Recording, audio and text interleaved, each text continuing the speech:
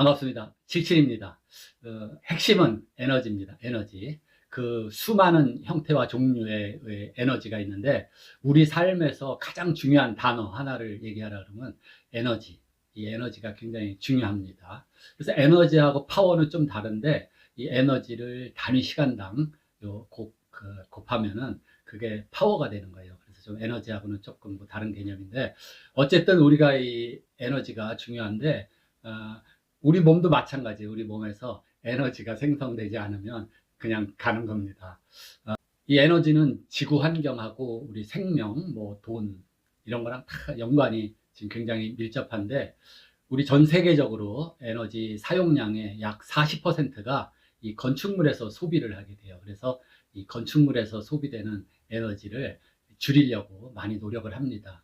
지구 환경도 보호하고 국가별로 에너지를 사용하는 그 건축물의 그 퍼센테이지가 좀 다르기는 해도 또 우리나라에서는 이 90% 이상을 해외에서 에너지를 수입해서 쓰는 그런 입장입니다.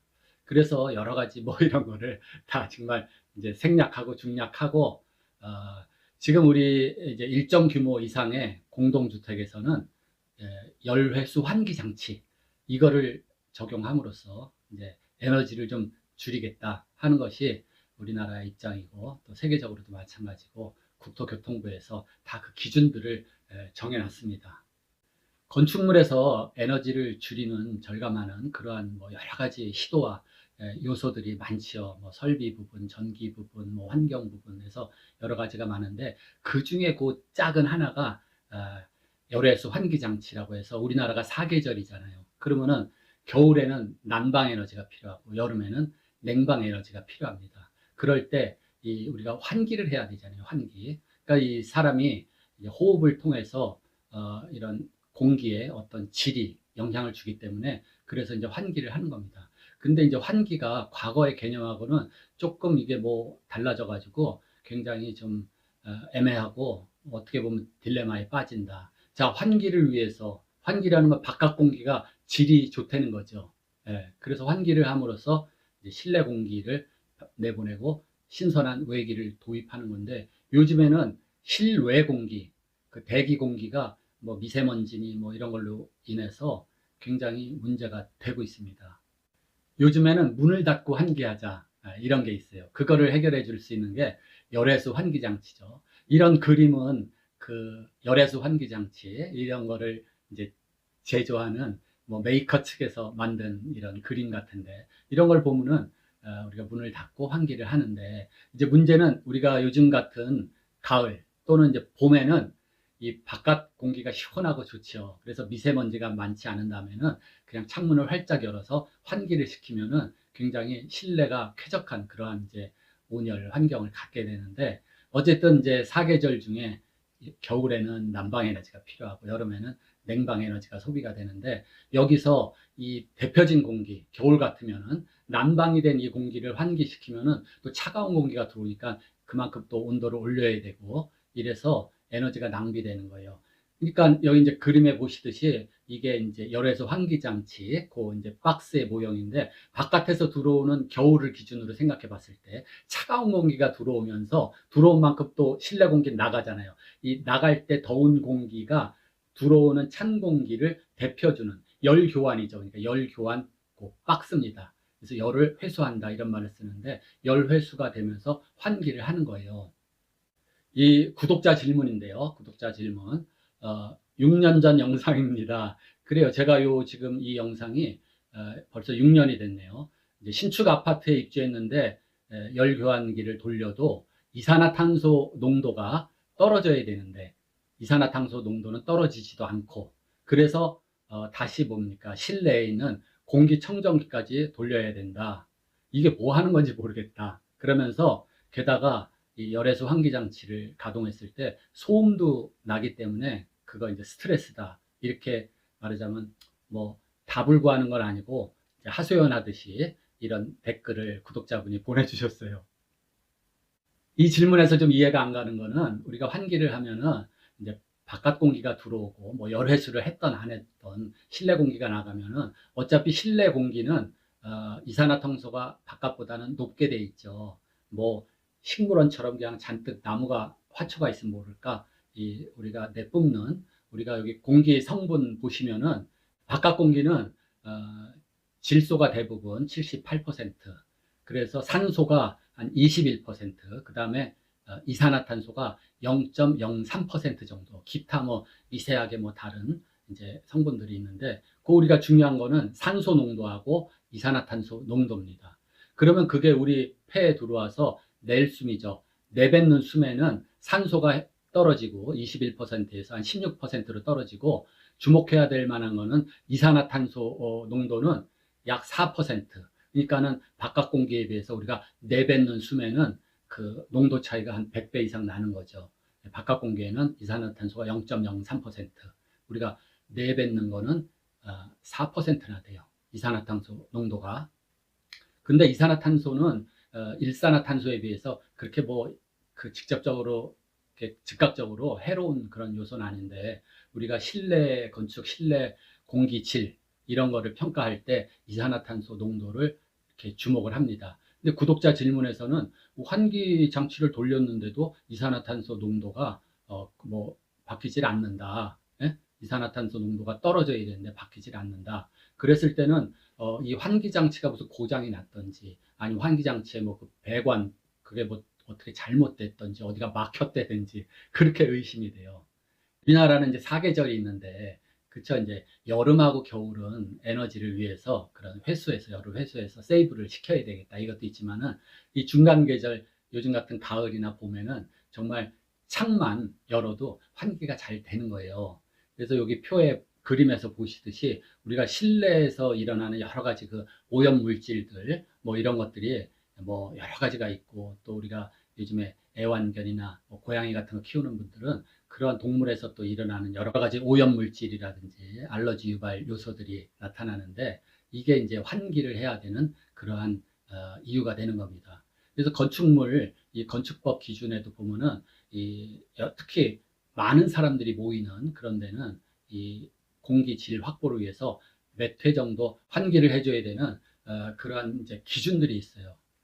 봄, 가을에는 정말 창만 열어도 굉장히 이렇게 효과적으로 온도도 조절되고 공기 질도 바꿀 수 있는데, 그래서 건축물 설계가 정말 기본 그 설계 자체가 중요해요. 그래서 창의 어떤 배치라든지 모양, 창의 크기, 여닫을 수 있는 문의 구조 이런 것들을 설계만 잘하면 좋은데, 뭐 요즘에 유리로 그냥 막 뒤집어 씌워가지고 창은 조금 해서 뭐 프로젝트 창 이렇게 답답하게 열어봤자 환기도 안 되고, 그 다음에 창의 모양도 굉장히 중요한데, 우리가 창이 같은 면적이라도 세로로 긴 창이 있고 가로로 긴 창이 있을 수가 있어요.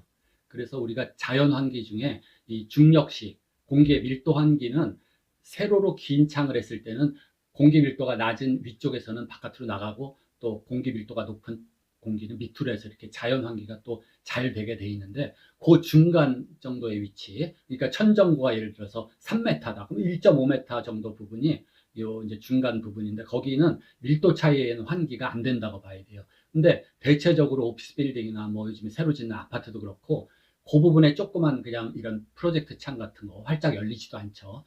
그런 것들이 설계가 돼 있어요. 그러면은 뭐예요? 그거는 그냥 전부 다 기계 환기, 그 기계 환기로 강제 환기를 하겠다. 그러니까 강제로 기계를 사용해서 에어 컨디셔닝을 하겠다, 이겁니다. 거기에 따라서 다 비용이 많이 나가죠. 그 대표적인 공기질이 나쁜 건물 중에 하나가 그 서울역 맞은편에 그 전에 대우 빌딩이었죠. 대우 빌딩. 그 다음에 그 옆에 힐튼 호텔 건물도 있고. 근데 대우 빌딩은 이 빌딩이 이렇게 좀 납작한 형태가 아니라 매시브하죠. 예. 그래서 보통은 이 사무실이 있으면 외기에 접한 창들이 이렇게 대부분이 있는데, 이게 면적이 너무 크다 보면 가운데는 이 내부 존이라 그래서 바깥으로 향한 창이 전혀 없는 그러한 존이 있습니다. 그런 데는 환기가 뭐 외부 환기는 전혀 안 된다고 봐야죠. 그래서 에어 컨디셔닝을 해가지고 이제 공조실이 있어요. 에어 핸들링 유니트라는 그런 기계가 그 이제 공기를 조절을 하게 돼요. 그래서 추우면 온도를 올려서 난방을 하고, 또 습도가 모자르면은 가습을 하고, 또 습도가 높으면 제습을 하고, 그 다음에 계속 실내 공기만 환기시키고 필터링을 하면 어떻게 돼요? 구독자가 질문한 것처럼 이 바깥에 산소 농도가 높고 이산화탄소 농도가 낮은 그러한 공기가 들어오질 못하잖아요. 그렇기 때문에 또 외부 공기를 섞어주게 됩니다. 100% 외부 공기만 들어오면은 에너지 소비가 너무 많이 되니까 그거를 바깥 공기랑 실내 공기를 섞어서 또 필터링을 해줘요.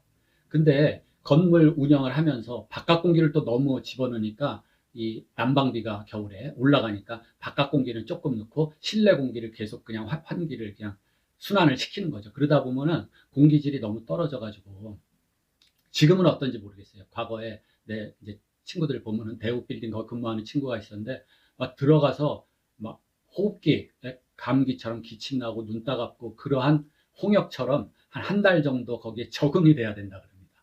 그래서 그러한 환경에서 이제 내 몸이 적응이 되는 거예요. 그래서 공기질이 굉장히 안 좋은 빌딩 중에 하나가 그 대우 빌딩이 손꼽혔어요. 근데 지금은 이제 모르겠어요. 그거 좀 개선을 해서 많이 나아졌는지는 모르겠습니다.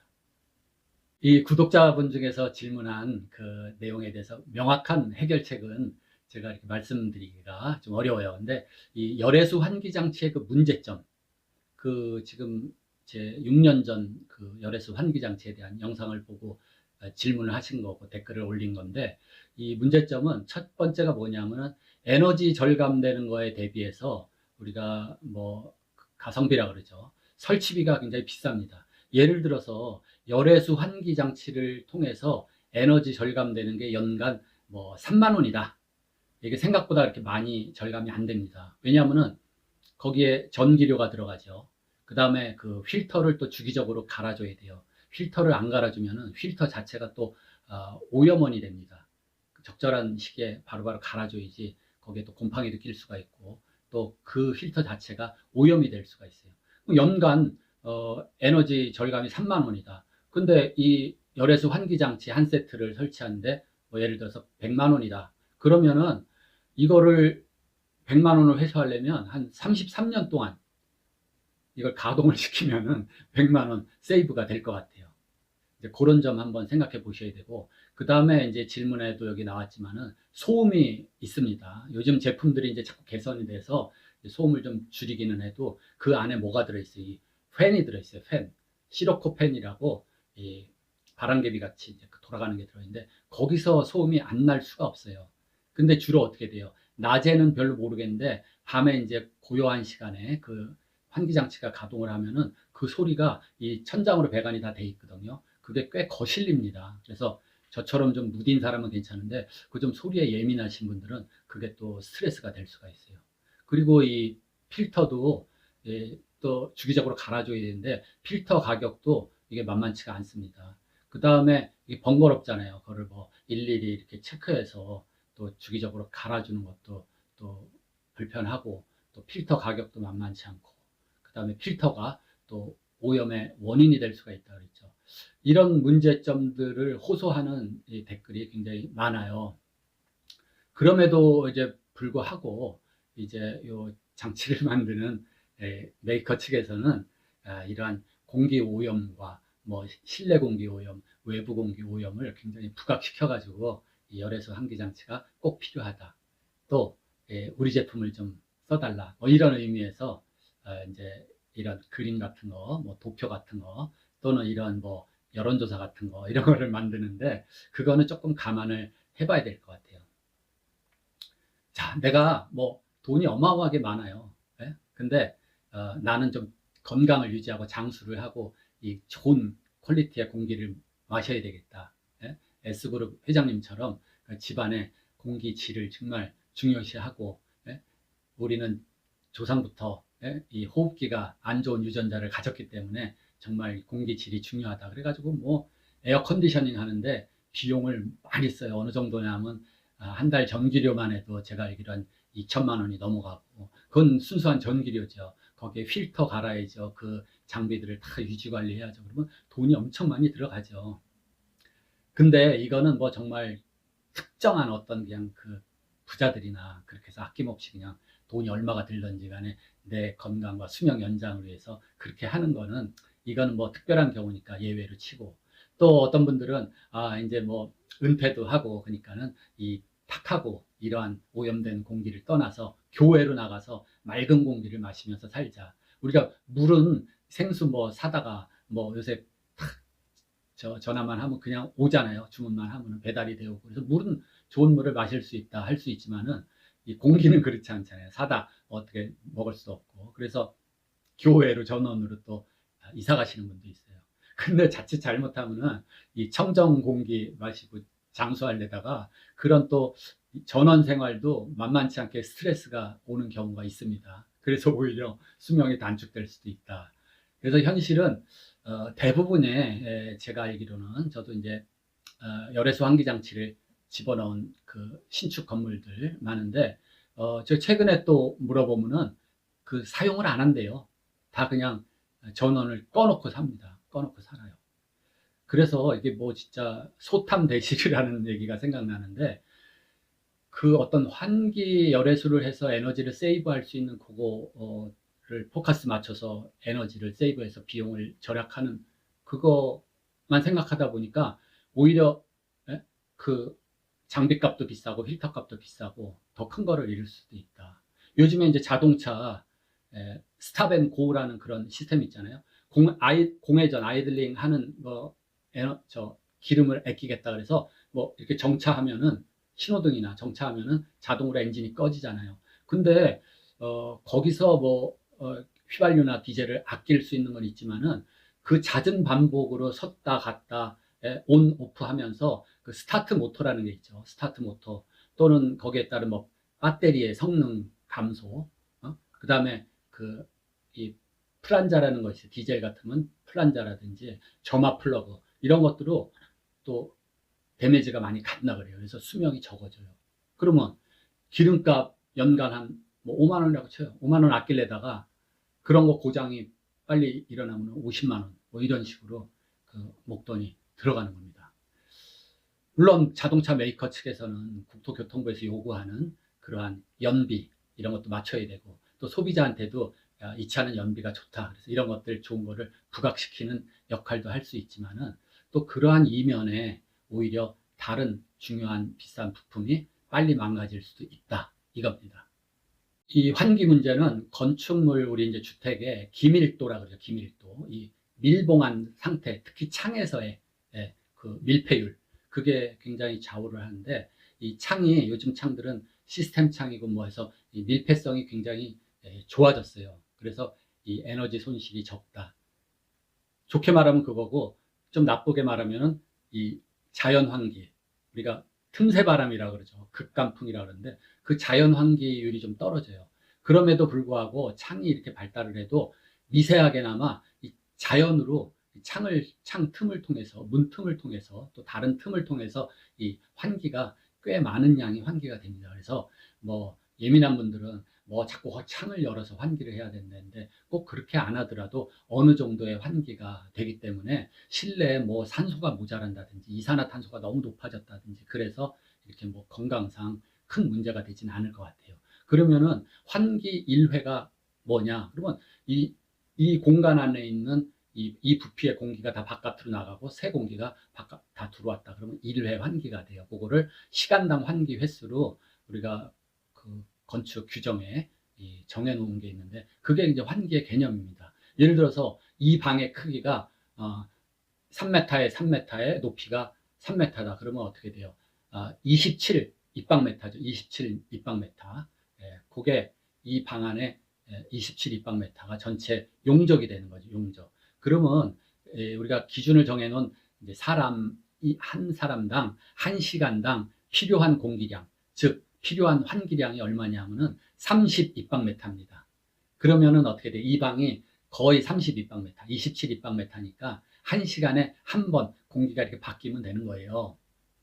근데 여기에 이제 예를 들어서 세 사람이 있다. 그러면 한 3번 정도 1인당 한 사람당 공기량이 30 입방메타니까 세 사람이면 90 입방메타 아니에요. 근데 이 방의 용적이 27 입방메타, 그러니까 약 30 입방메타라고 쳤을 때 3번의 이제 환기를 해야 된다. 이렇게 알아두시면 됩니다. 근데 환기를 한다 그래서 이렇게 창을 열어놓으면 창의 모양과 위치와 그런 거에 따라서 또 다 달라요. 여기 뭐 그림에 보면은 이제 환기를 뭐 한 30분 동안 뭐 몇 번 환기를 해야 된다. 30분 동안. 그런 기준인데 그거는 이 상황에 따라서 많이 다르다 이겁니다. 창을 이쪽 창 마통풍을 시키면은 불과 뭐 3분도 안 돼서 이 공기가 싹 바뀌는 수가 있고, 또는 가로로 긴 창, 조금 전에 얘기 드렸듯이 이 중립축에 있는 이 밀도에 의한 자연 환기도 안 되게 생긴 그런 이런 창이 열어놨다 그러면은 환기가 제대로 안 됩니다. 그래서 창의 모양, 구조 이런 거에 따라서 또 다르게 돼요.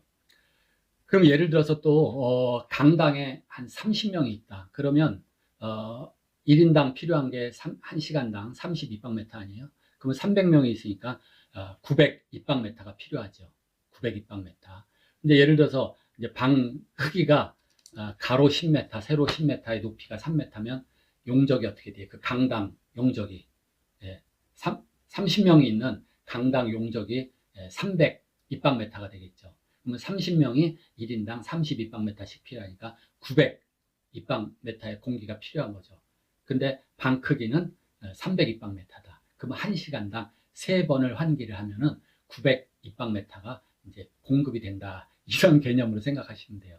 그래서 우리 건축 이 규정에는 이제 이산화탄소에 의한 환기량, 뭐 제실자의 그 온도 상승에 의한 환기량, 또는 이런 탁도라 그러죠. 부유분진이라든지 그거를 이제 낮추기 위한 환기량, 여러 가지 환기량 그 방법, 그 계산 방법이 있는데, 그거는 이제 어차피 건축 설계하면서 환기 용량이 정해지고, 또 기계 환기할 때 송풍기 용량하고 이 바람의 시간당 그 공기 공급량 이런 거에 계산해서 다 맞게 돼 있어요.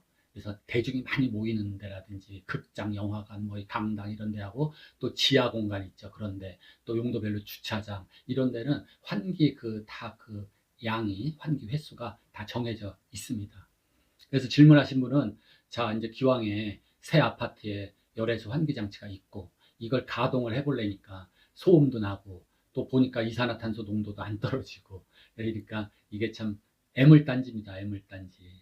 그래서 제가 뭐 어떻게 이걸 뭐 이렇게 하세요 저렇게 하세요 정말 저도 답답해요. 댓글에 그래서 이렇게 나와요. 아, 그럼 77이 뭐 정답이 뭐냐? 저한테 이렇게 짜증을 내시는데 사실 정답이 없는 게 많습니다. 선택은 여러분들이 하시고 마치겠습니다.